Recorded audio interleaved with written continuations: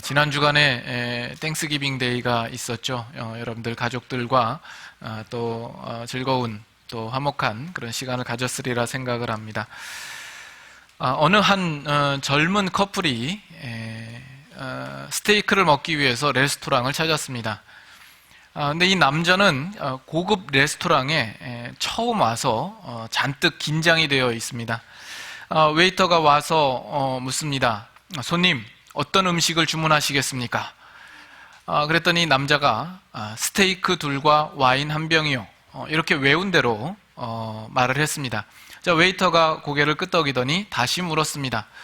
손님, 고기는 어떻게 해드릴까요? 그랬더니 이 남자는 예상치 못했던 그 질문을 받고 잠시 당황하다가 이렇게 답했습니다. 최선을 다해서요. 맞는 말이죠.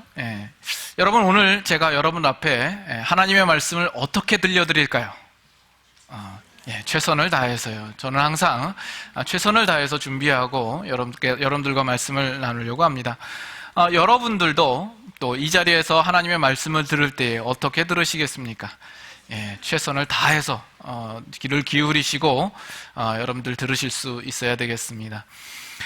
우리가 요한복음을 계속 보는 중에 우리는 한동안 요한복음 9장의 말씀의 내용을 함께 나누었습니다. 이 요한복음 9장에는 전체적인 그 주제가 한 맹인된 자가 눈을 뜬 사건이죠. 우리는 그 일들을 통하여서 우리도 어떤 면에서는 영적으로 소경된 자였는데 우리가 어떻게 눈을 뜨게 되었는가 하는 내용들을 자세하게 살펴보았습니다. 우리는 그 속에서 반면 유대인들은 그 모든 일의 무지함과 또 그들은 스스로 인정하기를 원치 아니하는 그들의 죄된 본성 또한 우리가 확인을 해보았습니다.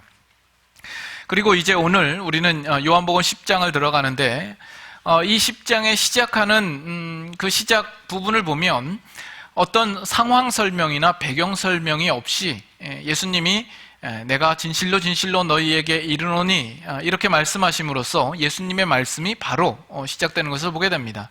그리고 그 시작하는 내용이 부정적인 내용으로부터 시작을 하죠. 양의 우리에 들어가지 아니하고 다른 데로 넘어가는 절도와 강도에 대하여서 설명을 합니다. 이런 내용을 보면 9장 마지막에 있는 내용과 잘 연결이 됩니다. 9장 39절에서 41절의 내용을 보면 예수님의 지적하심에 대하여서 이 유대인들은 자신들의 맹인된 영적인 상태를 극구 부인하고 인정하지 않으려고 하는 그들의 마음이 나타나 있습니다.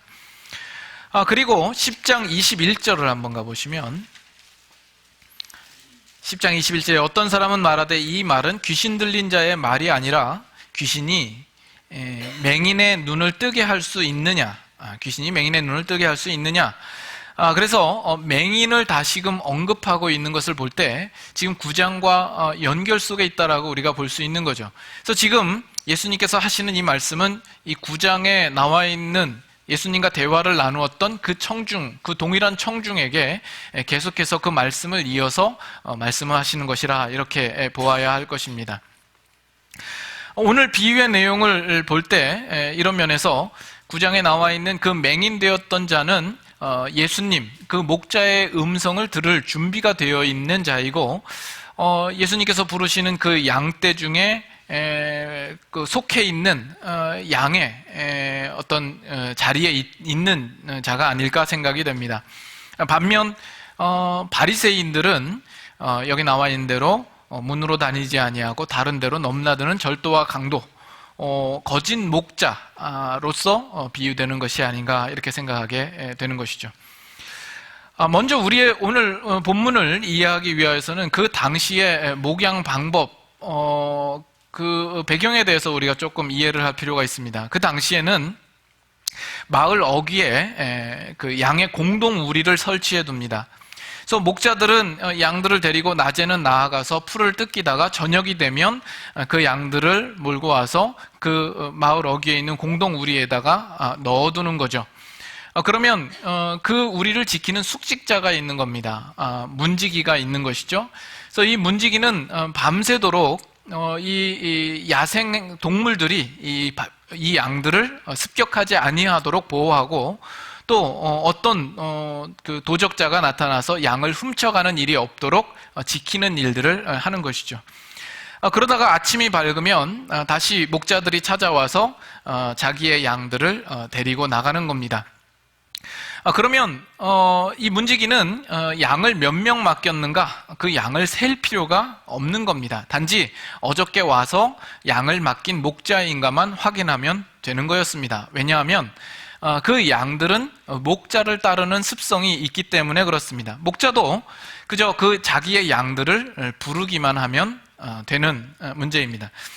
3절, 10장 3절 한번 보시면 양은 그의 음성을 듣나니 이렇게 나오죠. 양은 그의 음성을 듣게 되어 있습니다. 양은 그 목자의 음성을 기억하고 그 음성에 대하여서 반응을 하는 거죠. 여러분, 그 서구의 양을 치는 목자들을 보면 주로 양모리 개를 사용하죠. 쉽독을 사용을 합니다. 여러분들이 영화나 어떤 다큐멘터리 이런 데를 보면 보신 기억이 있을 겁니다. 이 개들이 분주하게 양의 뒤를 쫓아가면서 양들을 모읍니다. 그러나 중동 지역에서는 지금도 그러하다 그러고 예수님 당시에도 이 목자는 이 양들에게 이 목자의 음성을 인식시키는 겁니다. 그래서 목자는 양들과 대화를 나누기도 하고 또 양들에게 노래를 불러주기도 하고 또는 이렇게 작은 피리를 가지고 다니면서 일정한 반복되는 리듬을 양에게 익숙하게 만들어서 그 소리로 그 양들을 인도한다고 합니다. 그래서 오늘 이 비유의 중요한 핵심은 뭐냐면 양들이 그들에게 찾아온 목자를 선택하느냐 마느냐의 문제가 아니라 그 양들이 그 목자의 음성을 아느냐 모르느냐의 문제인 것입니다. 이 문제를 가지고 우리가 다시 한번 우리 구원의 문제를 다시 한번 생각해 보아야 하겠습니다. 우리는 예수 그리스도가 우리의 유일한 구원자 되심, 그리고 그만이 우리에게 생명을 주실 구주 되심을 우리는 다 믿고 있습니다. 우리는 예수 그리스도를 믿음으로써만 우리에게 구원이 허락되는 것을 알죠. 그래서 우리가 나가서 다른 사람들에게 소개를 할 때 우리는 이렇게 이야기를 합니다. 예수 그리스도를 믿으십시오. 그러면 구원을 얻을 것입니다. 우리가 표현상으로는 이렇게 이야기를 하지만 그러나 내용적으로는 그렇게 간단하지 않습니다. 이 구원이라는 것이 우리가 구원을 이렇게 펼쳐놓으면 당신 믿을래요? 안 믿을래요? 이렇게 해서 상대방으로 하여금 결정을 하도록 권하는 것이 아닙니다. 이 구원이라는 것은 우리 쪽에서 그것을 선택하느냐 마느냐의 문제가 아니다라는 이야기죠. 오늘 이 본문의 비유식으로 이야기를 하자면 목자가 그 양의 우리에 들어와 있으면 그 양들이 이 목자를 자신의 목자로 삼을까 말까를 결정하는 것이 아니다라는 것이죠. 이미 그 우리 안에는, 양떼들 안에는 이 목자의 양들이 이미 있었고 이 목자가 그들을 부를 때에 그 음성을 듣고 그들은 반응을 하게 되어 있다라는 이 부분입니다. 그러므로 여러분들은 예수 그리스도를 믿는 이 문제를 내가 스스로 결정할 수 있다 또는 내가 결정했다 이렇게 생각하시면 안 되는 것입니다. 여러분 생각해 보세요. 만일 하나님이 이 구원을 하나님이 구원의 그 방법을 마련해 두시고 누구든지 하나님이 마련한 이 구원의 방법을 채택하는 자에게는 구원을 주신다라고 하면 하나님은 그 스스로의 힘으로 어느 누구도 구원할 만한 능력이 없으신 분입니다. 왜냐하면 그 구원의 결정적인 그 결정권은 우리 인간이 가지고 있기 때문에 그렇습니다. 하나님은 그저 노점상에다가 구원을 펼쳐놓고 지나가는 행인들이 그 구원을 스스로 픽업해 가기를 기다리고 있는 분으로밖에 설명이 안 되는 거죠. 우리는 구원을 그렇게 많이 이해를 하곤 합니다. 혹시 이런 생각이 듭니다. 우리가 구원을 그렇게 이야기하기 때문에 오늘날 많은 교회들이 기독교나 이 복음을 자꾸 포장을 하려고 하죠. 그래서 사람들에게 호감을 줄만 하고 매력적이게 보이게 하고 사람들이 누구나 이것을 선택할 수 있게끔 만들고자 애를 쓰는 그 모습들이 이런 이해에서 나온 것이 아닌가라는 그런 생각이 듭니다. 하나님께서 누구나 동등하게 공평하게 구원을 제시하고 그것에 대하여서 우리가 믿느냐 안 믿느냐 이렇게 구원을 이해할 수는 없는 문제입니다. 홍수가 나서 물이 불어가지고 모두가 다 떠내려가는 그런 상황에서 하나님이 밧줄을 던져주고 네가 이 밧줄을 붙잡으면 내가 구원해주마. 그렇게 해서 그 밧줄을 우리가 붙잡느냐 마느냐로 우리의 구원이 결정되는 것이 아니다라는 말씀이죠. 종종 우리의 믿음을 설명할 때 그렇게 이해하는 사람이 있습니다. 하나님께서 이렇게 밧줄을 던져줬을 때 우리는 다 빠져 죽는데 그 밧줄을 붙잡기만 하면 되는 거 아니냐. 손을 내밀어서 그것을 붙잡기만 해라. 그래서 손을 내밀어서 붙잡는 행위가 우리의 믿음이다. 이렇게 이해를 하는 경우가 있는데 그거는 믿음에 대하여서 잘못된 이해를 가지고 있는 것입니다. 그렇게 설명하게 되면 거기에도 역시 최종적인 결제자는 어디까지나 우리 자신이 되기 때문에 그렇습니다. 그러나 구원은 그 양들이 그 목자를 선택하는 문제가 아니라 그 목자가 와서 그 음성을 발할 때에 그 음성을 기억하고 그것에 대하여서 반응하느냐 마느냐의 문제인 겁니다. 오늘 말씀 다시 한번 봅니다. 이런 부분을 여러분들 구절을 읽을 때 하나하나 그 단어들을 주의 깊게 살펴볼 필요가 있습니다. 3절에 보면 그가 그냥 아무 양을 부르는 것이 아닙니다. 그냥 공개적으로 양을 부르는 것이 아니라 자기 양의 이름을 부릅니다. 자기 양입니다. His own sheep입니다. 그렇기 때문에 예수님은 자기의 양들을 부르러 오신 것이죠. 그래서 구원이라고 하는 것은 하나님께서 자기의 백성을 찾으러 오신 것입니다. 이 땅에 있는 자기 백성을 하나라도 놓치지 아니하고 다 데려가는 싸움입니다. 요한복음 6장 37절 한번 보겠습니다. 요한복음 6장 37절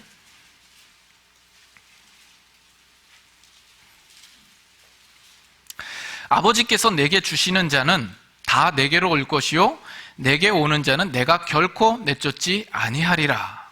39절 다 같이 한번 읽습니다. 나를 보내신 이의 뜻은 내게 주신 자 중에 내가 하나도 잃어버리지 아니하고 마지막 날에 다시 살리는 이것이니라. 내게 주신 자 중에 하나도 잃어버리지 아니하고 마지막 날에 다시 살리는 이것이니라. 그래서 예수님께서 오신 것은 자기의 양을 부르러 오신 것이죠. 이렇게 놓고 보면 그러므로 하나님의 백성된 자라면 예수님께서 그 음성을 내실 때에 그 음성을 듣고 기억하고 반응을 하게 된다라는 이야기이죠. 하나님께서 미리 정하신 자들을 부르시고 그리고 그 자들로 하나님의 자녀를 만들어가는 그 내용이 있는 것입니다. 우리가 좀 더 자세하게 그러면 하나님께서 우리를 어떻게 부르시는가, 그리고 오늘 우리는 어떻게 이 예수 그리스도를 믿는 이 자리에 오게 되었는가 하는 내용을 좀 더 살펴보도록 하죠. 다시 한번 요한복음 10장 3절에 가보시면 이렇게 나옵니다. 그가 자기 양의 이름을 각각 불러 인도하여 내느니라. 자기 양의 이름을 각각 불러서 인도하여 내는 겁니다. 그 당시 이 목자들은 자기 양들에 대하여서 아주 지대한 관심과 사랑과 애착과 정열을 쏟습니다. 그래서 그 양들에게 각자마다 이름을 붙여주는 거죠. 뭐 똘똘아, 방울아, 뭐 재롱아, 흰둥아, 뭐 이렇게 붙여주는 겁니다. 그 이름을 붙여줄 때에는 이 목자는 이미 그 양이 가지고 있는 어떤 성격이나 특징이나 어떤 그 체질에 대하여서 다 알고 있는 것이죠. 그래서 예수님께서도 우리를 부르실 때에는 우리의 이름을 불러서 우리를 부르십니다. 그러나 그것은 이름만을 알고 우리를 불렀다는 의미가 아니라 그 안에는 우리의 체질과 우리의 성격과 우리의 성품과 우리 내면을 예수님께서 속속들이 다 알고 우리를 부르시는 것이죠. 그래서 창민아 또는 종호야, 인철아 이렇게 우리를 부르시는 것입니다. 이 부분을 우리가 좀 더 생각해 보기 위해서 누가복음으로 한번 가보겠습니다. 누가복음 15장.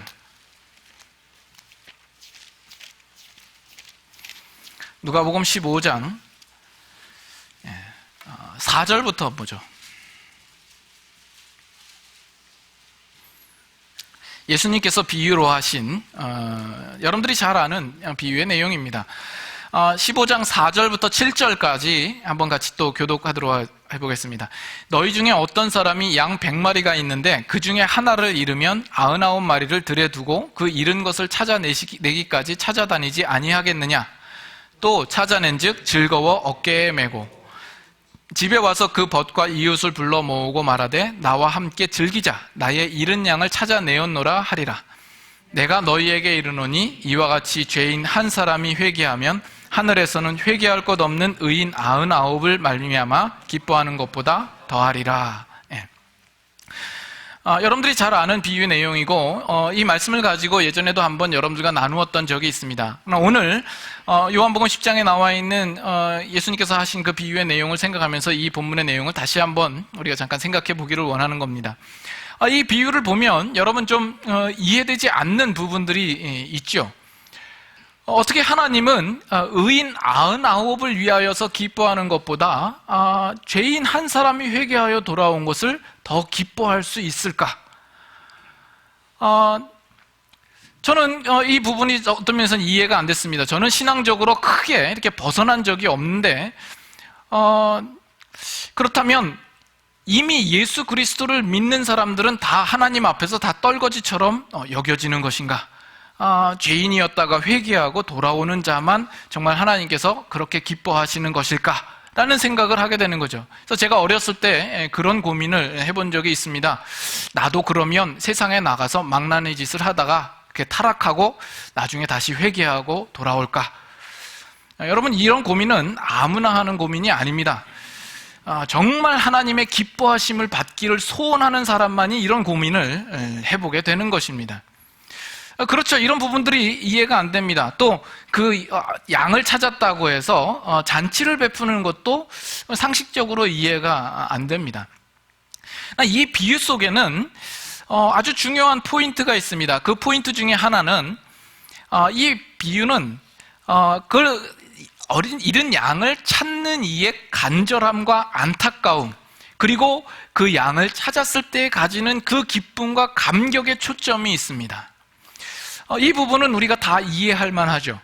그러나 그 어린 양 하나를 잃어버린 양 하나를 찾았다고 해서 이웃을 부르고 그들에게 잔치를 베푸는 것은 좀 오버한 것이 아닌가라는 생각을 듭니다. 좀 과장된 것이 아닌가.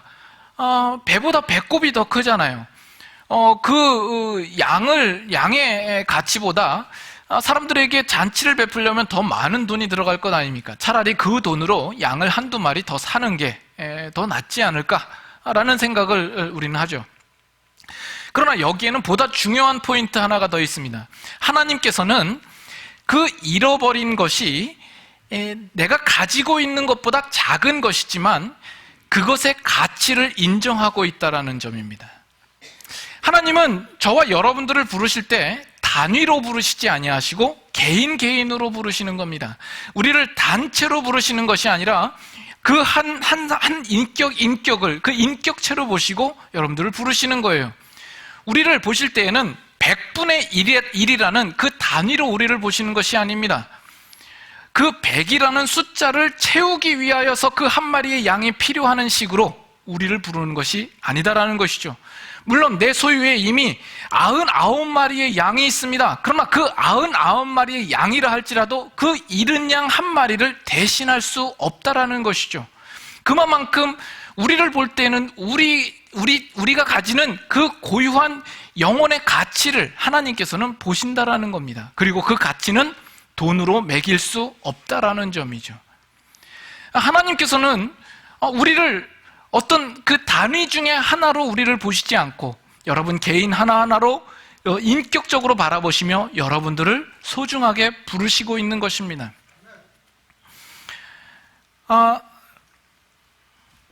하나님께서는 이렇게 그물을 쳐놓고 아무나 걸려라 그래가지고 이렇게 걸려드는 놈들만 하나님께서 구원하는 식으로 그렇게 구원하지 않는다라는 것이죠. 하나님은 마치 이 세상에 나 하나만 있는 것처럼 우리를 사랑하시는 겁니다. 이 세상에 아무도 없고 구원받을 사람이 딱 나 한 사람이라 할지라도 하나님은 주저하지 아니하시고 자기 아들 독생자 예수 그리스도를 우리에게 보내시사 십자가에 못 박아 죽게 하실 것입니다. 우리를 간섭하시는데 그 간섭이 우리를 위하여서 온 우주 만물까지도 동원하실 그 마음의 준비가 되어 있으신 하나님이십니다. 그렇기 때문에 So we can say that Jesus was crucified on the cross for me, not us. 이렇게 되는 거죠. 왠지 이상하네. 갑자기 여러분들 앞에 영어를 쓰려니까 영어가 안 나오네. 한국에서 돌아온 지도 꽤 됐는데 이렇게. 예수님께서 십자가에 죽으시는 그 일들이 우리를 위하여서 죽으셨다라고 고백하는 것이 아니라 나를 위하여서 죽으셨다라고 우리는 그렇게 고백할 수 있는 겁니다. 하나님은 여러분 한 사람 한 사람을 가치 있게 보시고 여러분 한 사람을 사랑하시기 때문에 그러신 것이죠. 예수님께서 우리를 부르실 때에 그 개인마다 그 영혼의 소중한 가치를 인식하시고 여러분들이 바라보시고 부르시는 겁니다. 이 세상에 인구가 수십억이 있다 할지라도 여러분 한 사람이 그 수십억 중에 한 사람이 아니라 그 수십억의 인구가 여러분 한 사람을 대신할 수 없는 것처럼 여러분들을 사랑하시고 있는 것이죠. 이것이 지금 이 본문에 자기 양의 이름을 각각 불러서 인도하여 내느니라 하는 그 내용 속에 포함되어 있는 것입니다. 그 이름을 알았다라는 것은 여러분의 모든 것들을 속속들이 아시고 여러분들을 인격적으로 대하시며 여러분들을 사랑하신다는 내용이 포함되어 있는 것이죠. 그래서 여러분 연애 시절에 상대 배우자에게 그렇게 고백했던 적이 있지 않습니까?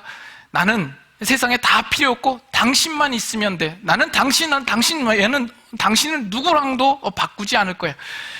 미스 코리아를 트럭으로 갖다 줘도 나는 바꾸지 않을 거야. 이렇게 고백한 적이 없습니까? 저는 있습니다. 비록 지금은 그 다음에 무슨 얘기가 나올 거라 생각을 하십니까? 지금은 그때보다 더 성숙하고 실력 있는 사랑으로 그 가치를 인정하죠. 그렇습니다. 같이 함께 살면서 그 거칠어진 손과 불어난 살과 굵어진 허리와 그 무게감 있는 그 고유한 가치를 인정하고 세상 그 누구와도 더 바꿀 수 없는 그런 존귀한 존재로 바라보는 것이죠. 우리 남자 성도님들 믿으시면 아멘 하시죠. 결코 정치적인 발언이 아닙니다.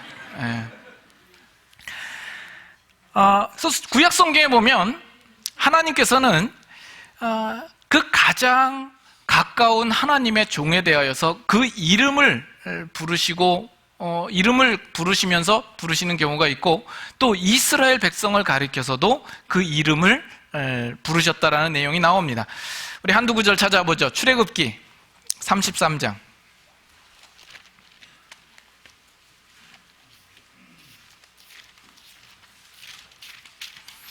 출애굽기 33장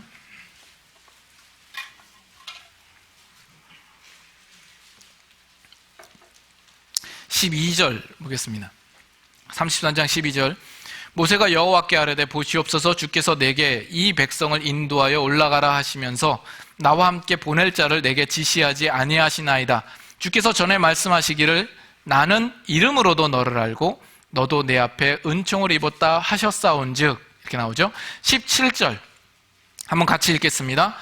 여호와께서 모세에게 이르시되 내가 말하는 이 일도 내가 하리니 너는 내 목전에 은총을 입었고 내가 이름으로도 너를 알미니라. 하나님께서 모세를 그만큼 기억하신다라는 말씀이죠. 보다 여러분들이 잘 아는 말씀 한 구절 더 보겠습니다. 이사야서 43장 보겠습니다. 구약성경 1019페이지 정도입니다. 이사야서 43장.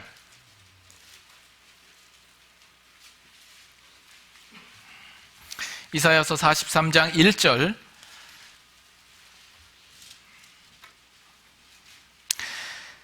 야곱아, 너를 창조하신 여호와께서 지금 말씀하시느니라. 이스라엘아, 너를 지으신 이가 말씀하시느니라. 다 같이 읽습니다. 너는 두려워하지 말라. 내가 너를 구속하였고 내가 너를 지명하여 불렀나니 너는 내 것이라. 하나님께서 이스라엘 백성들을 향하여서 지금 말씀하시고 있는 거죠. 내가 너를 지명하여 불렀나니 너는 내 것이라. I summoned you by name. You are mine. 지명하여 불렀다라는 것은 그 이름을 가지고 하나님께서 그를 콕 찍어가지고 불렀다라는 겁니다.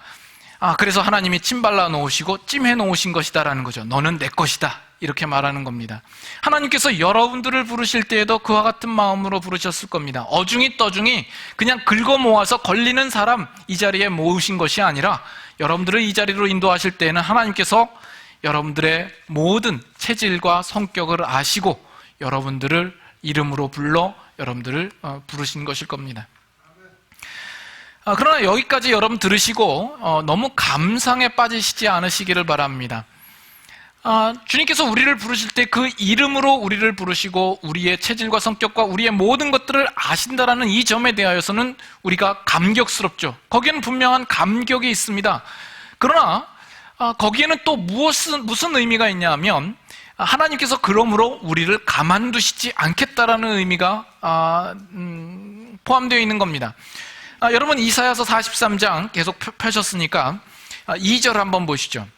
내가 물 가운데로 지날 때에 내가 너와 함께 할 것이라. 강을 건널 때에 물이 너를 침몰치 못할 것이며 내가 불 가운데로 지날 때에도 타지도 아니할 것이요 불꽃이 너를 사르지도 못하리니. 정말 하나님이 사랑하셔서 지명하여 불렀고 내 것이라고 하실 정도로 생각하신다라면 불 가운데로나 물 가운데로나 강을 건너는 이 일은 처음부터 하시지 않도록 하나님께서 하실 수는 없었던 겁니까? 근데 이 내용을 보면 물 가운데로 지나고 강을 건너고 불 가운데로 지나는 이 일이 전제되어 있는 것을 우리는 보지 않습니까? 또 5절도 보세요. 두려워하지 말라라고 이야기를 합니다. 이스라엘 백성들이 두려워할 만한 상황 속에 놓이게 될 것이 전제되어 있는 것이죠. 그래서 이스라엘 백성들은 바벨론의 포로로 잡혀가고 환난과 고난을 당할 일들이 그 앞에 놓여져 있습니다. 그러면 이 일들은 왜 있는 겁니까? 그 힌트가 7절에 있습니다.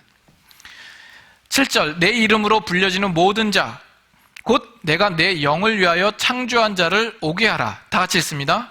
그를 내가 지었고 그를 내가 만들었느니라. 여기 이 구절에서 힌트는 뭐냐 하면 내 영광을 위하여 창조한 자라고 표현하고 있다는 겁니다. 내 영광을 위하여 창조한 자. 하나님께서는 영광스러운 하나님이십니다. 그렇기 때문에 그의 백성들 또한 영광스러운 백성으로 만들고자 하시는 하나님의 의지와 열심이 있다라는 것입니다. 하나님께서 가만두시지 않는 것이죠. 그래서 이사야서 43장 1절부터 7절 내용 속에 하나님께서 이스라엘 백성의 그 시작과 끝을 하나님께서 책임지시겠다라는 이야기가 함께 들어있는 겁니다.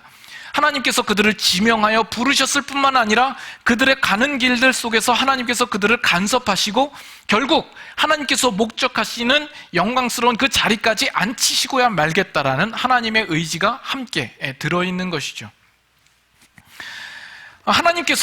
예수님께서 그의 양을 부르실 때는 그 이름을 불러서 우리를 부르십니다.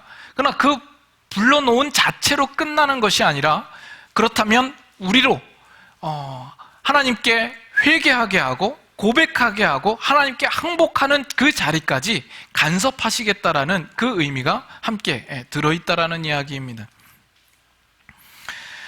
여러분, 하나님께서 우리를 간섭하시되 어느 정도까지 간섭하신다라고 생각을 하십니까? 우리 죄인된 우리들을 위하여서 하나님께서 직접 죄인된 우리들의 자리로 찾아오셔서 우리를 설득하시기까지 우리에게 간섭하시는 겁니다. 여러분, 하나님께서 우리를 구원하시는 방법에 예수 그리스도를 십자가에 못 박는 이 일들이 가장 최고의 방법입니까? 가장 쉬운 방법입니까? 그것보다 쉬운 방법은 얼마든지 있습니다. 처음부터 타락한 자들을 다 없애버리는 겁니다. 그걸 없던 일로 하고 다시 하면 제일 쉽습니다. 제가 하나님이라면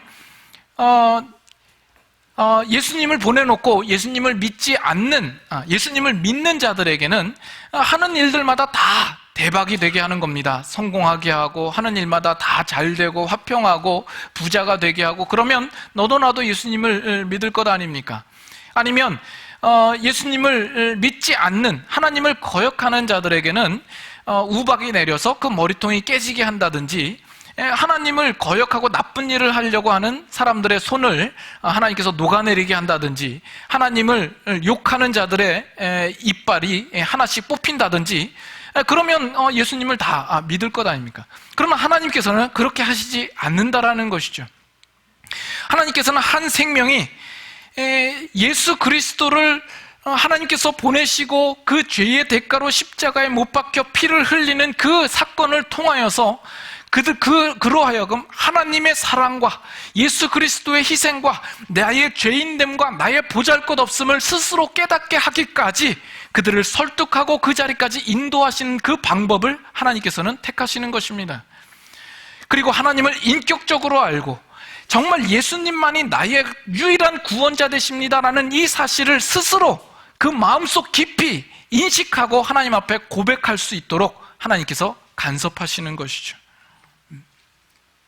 어떤 면에서 그때까지 하나님께서는 우리의 구원을 보류하고 있는지 모릅니다. 어느 날 어느 시가 되면 우리는 눈물 콧물 흘리면서 하나님 앞에 고백할 날이 오겠죠. 하나님, 내가 이렇게 죄인이었군요. 하나님께서 나를 이렇게 사랑하셨군요. 하나님께서 처음부터 계획하셨고 내 삶에서 그동안 이렇게 간섭하셨군요. 정말 하나님이 나의 하나님이시요 나의 구원자 되십니다.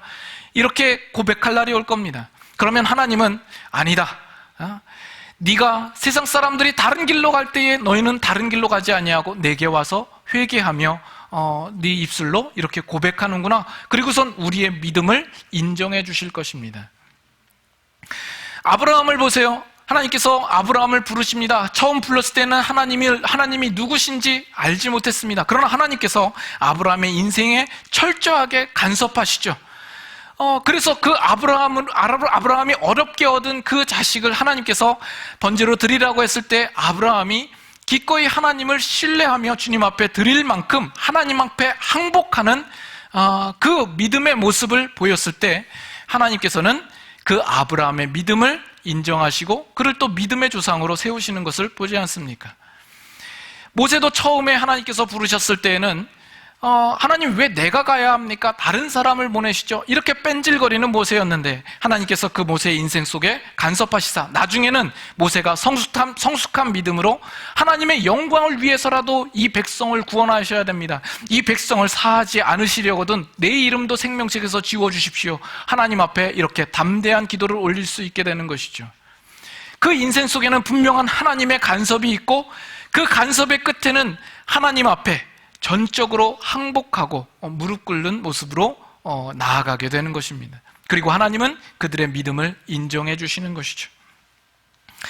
여러분들은 어떠십니까? 여러분들은 부르시는 그 음성 앞에 반응하십니까? 여러분 그 음성을 아십니까? 우리는 아직까지도 그 사소한 것을 내려놓지 못하는 그 똥꼬집이 있고 하나님은 우리의 그러한 고집과 싸우시고 있는 거죠. 하나님은 그 고집으로 치면 영원한 고집을 가지고 계신 분입니다. 그런데도 불구하고 우리는 그 분수를 모르고 그 하나님 앞에 버팅기고 있는 것이죠. 하나님께서 여러분 각자 한 사람 한 사람을 지명하여 부르십니다. 이것은 기적이요 신비입니다. 여러분들은 우연히 하나님을 만나지 않습니다. 어쩌다가 온 것이 아니라 하나님의 간섭 속에 있는 겁니다. 그러나 아직까지 여러분들은 그 하나님의 요구하신 만큼 항복하고 있지 않는 거죠. 여러분들은 하나님의 예수 그리스도의 목자 되신 예수 그리스도의 음성을 들으십니까? 여러분 아십니까? 제가 처음에 그런 이야기를 했죠. 그 양이 그 목자를 선택하는 것이 아니다라고 이야기를 했습니다. 그러면 그 목자가 그 양 앞에 나설 때에 그 목자가 굳이 양 앞에 잘 보이기 위하여서 화려한 옷을 입고 옷 매무새를 단정하게 하고 굳이 예쁜 목소리로 내야 할 필요성은 없는 것입니다. 단지 그 목자는 목자의 음성만을 내면 되는 문제입니다. 저는 이 부분에서 오늘날 교회의 사명과 제 역할과 제 본분에 대하여서 다시 한번 확인합니다. 저는 이 자리에 서서 여러분들에게 말할 때에 굳이 기독교를 포장할 필요가 없는 것입니다.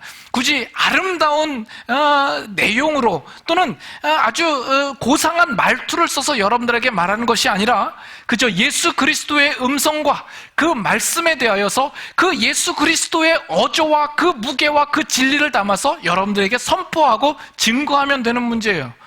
그러면 여러분들 중에는 그것을 음성으로 알고 듣는 자들이 있는가 하면 듣지 않는 자들이 있겠죠.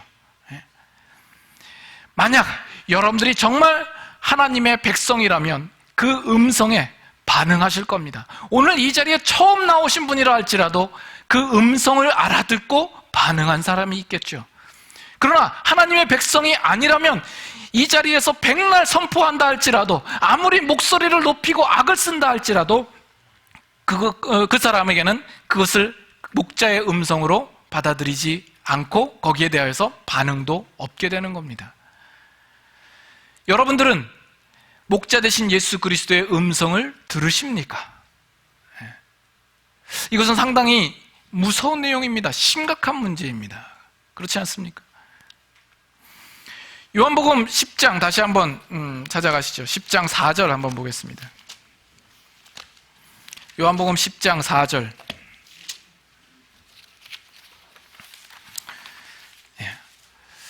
자기 양을 다 내놓은 후에 한번 같이 읽겠습니다. 앞서가면 양들이 그의 음성을 아는 거로 따라오되. 목자가 앞서가면 양들이 그의 음성을 아는 거로 따라온다고 합니다. 그 음성을 아는 자라면 그 목자를 따라갈 수밖에 없다라는 것이죠. 그 목자를 따라가는 그 길이 불편한 길일 수 있습니다. 편하지 않은 길일 수도 있고 행복하지 않은 길일 수도 있습니다. 때로는 그것은 환난과 고난의 길이요, 십자가의 길이요, 좁은 문이요, 좁은 길일 수도 있습니다. 그러나 그분이 우리의 목자이기 때문에 그 음성을 아는 우리는 그분을 따라갈 수밖에 없다라는 문제입니다. 예수 그리스도는 우리에게 선한 목자입니다. 우리를 생명의 자리로, 생명의 길로 우리를 인도하실 분입니다. 우리는 그 목자의 음성을 더욱 따라가야 하겠죠. 여러분들은 오늘 예수 그리스도, 우리 목자 되신 그 주님의 음성을 들으십니까? 그러면 딴 길로 행하시면 안 됩니다. 그를 따라가셔야 됩니다. 여러분, 지금 인생은 무엇을 따라서, 무엇을 향하여서 나아가고 있습니까? 예수 그리스도의 음성에 귀 기울이시고 있습니까? 예수 그리스도께서 하신 말씀에 대하여서 진지하게 여러분의 인생을 돌아보고 여러분의 방향을 짚고 있습니까? 아니면 그 음성을 무시하고 지금도 내 좋은 대로, 내가 살고 싶은 방향대로, 내가 추구하고 싶은 그 무엇을 위하여서 살아가시는 그 인생인가 하는 것입니다. 오늘 예수 그리스도께서 여러분들에게 들려주시는 음성이 있다면 들으시고 거기에 합당하게 반응하시는 여러분들이 될 수 있기를 바랍니다. 함께 찬양하겠습니다.